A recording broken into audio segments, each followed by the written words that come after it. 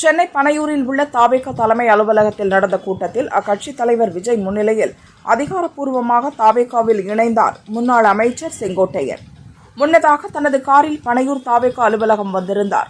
அலுவலகத்துக்குள் அவர் செல்வதை photo video எடுக்க ஏராளமான பத்திரிகை மற்றும் டிவி நிருபர்கள், கேமராமேன்கள் வந்திருந்தனர்.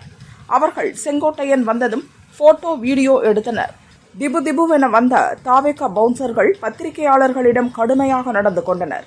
அவர்களை வேலை செய்ய விடாமல் கடுமையாக தள்ளி தாக்கினர். இதில் பத்திரிகையாளர் ஒருவரது தலையில் பலத்த காயம் ஏற்பட்டது. இதனால் பவுன்சர்களுடன் பத்திரிகையாளர்கள் வாக்குவாதம் செய்தனர்.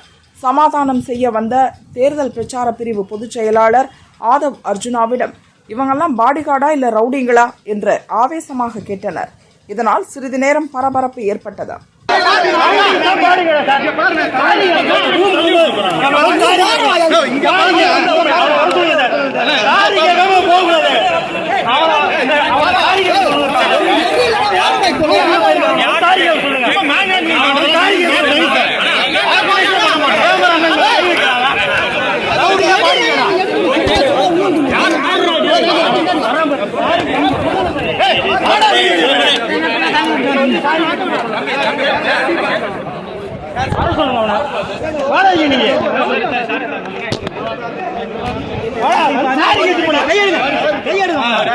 என்ன சொன்னீங்க?